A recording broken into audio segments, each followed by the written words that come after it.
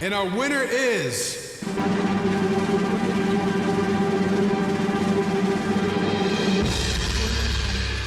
Motherfucking Trash Man. Let's go! Oh!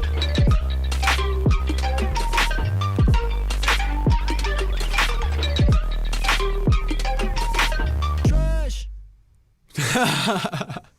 No doubt, no doubt. That was crazy. That was crazy. Whoa. I think that might be a W so far. Hey, I'm Trashman, and this is how I won the DECAP Melodies That Knock Volume 2 beat battle.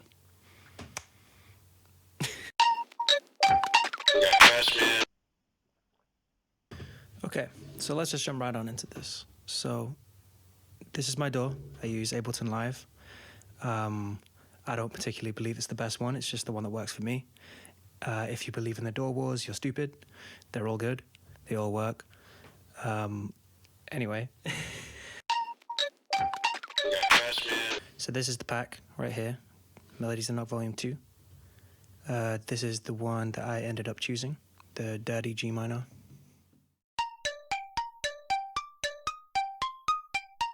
And this one just spoke to me. It was just so ridiculously tough. So when I'm working with a sample, I think it's really important to still somehow make it feel like me, make it feel like my beat, even though it's not my sample.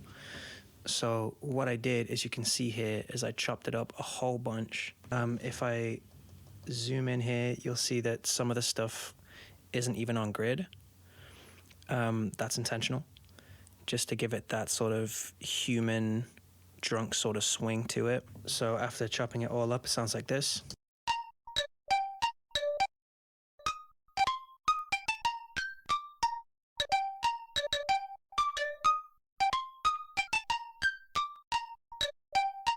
So as you can hear, not really on grid, not quantized. It's intentional. So the processing on the sample is pretty simple. I still wanted to keep the original character of the sample whilst also adding my own flair to it. So it's just some chorus for some stereo imaging, a little bit of RC20 here, a bit of flutter, vinyl noise, distortion, an EQ just to cut out the lows, and some parallel compression just to give it a bit of extra grit.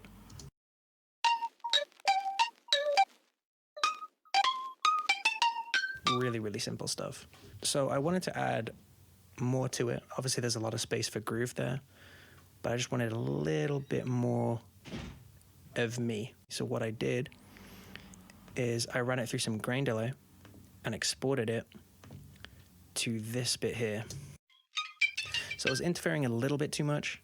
So to alleviate that, I panned it to the left, isolated some high frequencies, put a cabinet simulator on it, and a bit of OTT for some extra crunch. And together with the sample, it sounds like this. It's just a nice little polyrhythm going on there. Again, I wanted it to be a bit wackier. So next thing I did was I ran this sample through Ableton Echo, and I used an LFO to modulate the echo speed. And when you do that, you get these weird pitch warping effects that sound like this.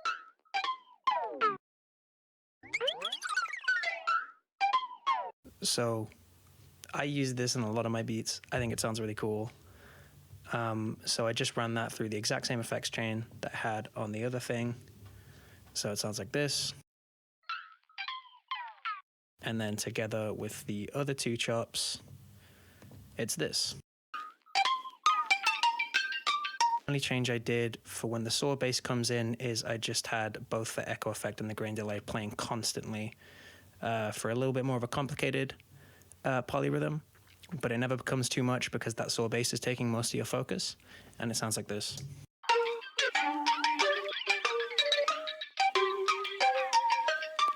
Oh yeah, and for the second half of this, I used the second half of the daddy sample where the harmony comes in and just chopped it in the exact same way that I chopped the first half of the sample. So the next thing I added were these drums. Yeah.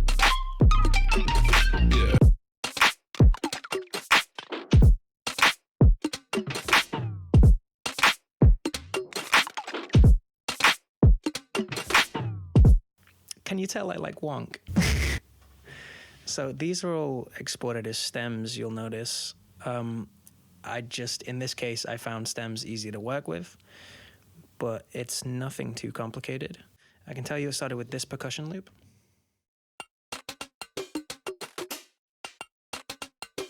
From the Chuck Sutton pack. Chuck Sutton, highly goated. If you've never heard of him, what are you doing with your life? Get to know him. So I took that percussion loop and chopped it up like this.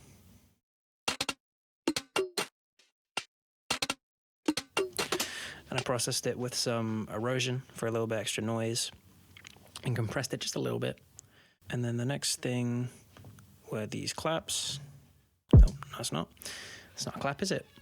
So next thing I added was this kick, the Innie Kick EDP. It's my favorite kick. I use it in almost all my beats. It's very subby, but it's also very punchy.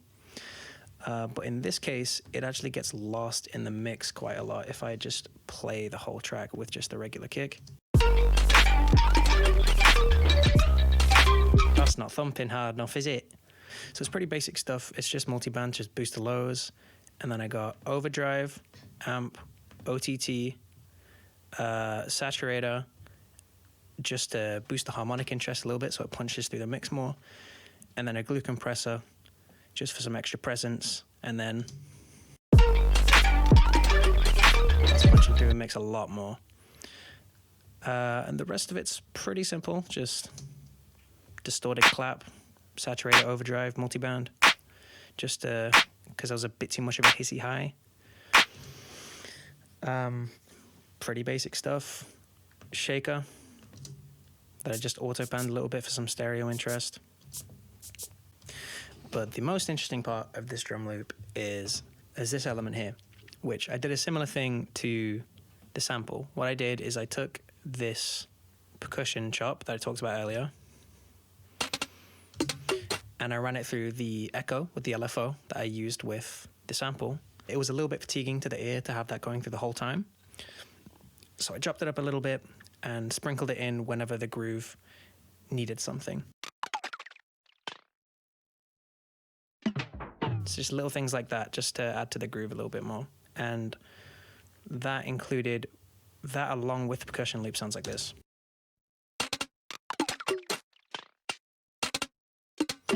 So can you hear how that sort of accents the groove a little bit more? It's pretty basic drums. A lot of it's off-grid, a lot of it's extremely swung, just to complement the swung nature of the sample. Final thing to talk about is bass. So the first thing to talk about is this 808 sample, which if you were on the stream, you'd know I was extremely proud of. So I have this 808 here. It's called Trashman 808 Burger. The reason why it's called Burger was because if I play it without all the effects,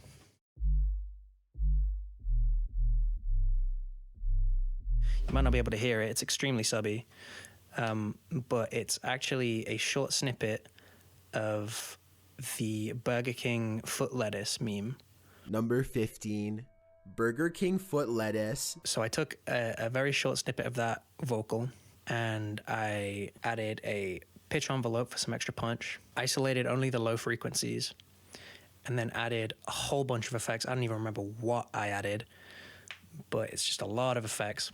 And I got this subby little 808 from it. However, in the context of this beat, it's just not punching hard enough. So what I did was I added Infected Mushrooms Wider. It's a free plugin. It's extremely versatile. It's just one knob and it increases the wideness of it. It's incredible. Go download it. But wide sub bass sounds kind of gross. So I used the utility to make the bass mono whilst it still has that wideness to it. And then from there, it's just overdrive, amp, pedal on the fuzz knob, OTT, drum bus with 100% crunch, compressor, and EQ just to eliminate some of the more muddy frequencies. And I got this.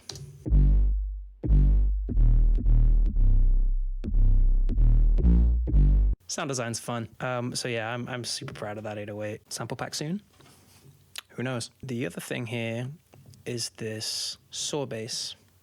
It's called the Bus Music Saw because I made it for my track Bus Music. track 4 off my beat tape. Check it out. I mean, it's nothing really to write home about, but it's a solid saw bass. So it's just an operator here. It's 3 instances of operator. One of them's the saw. Just took out the highs because it was a little bit too harsh.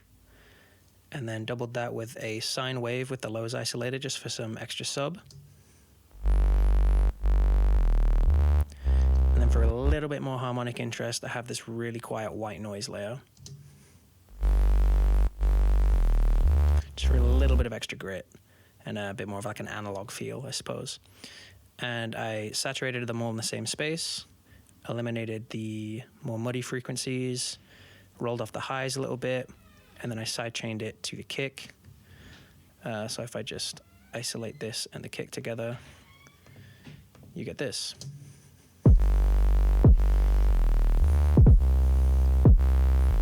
Just to give the kick a little bit more presence, because they're sort of occupying the same part of the frequency spectrum. And then other than that, we just got little bits of ear candy. So we got a little beat tag at the beginning here. We got Trash Man. Shout out to Wonderbelly. We got my voice here. Just a little woo with some distortion and reverb. And then we got my voice again, pitched down for a nice little... Yeah. I like that one. Yeah.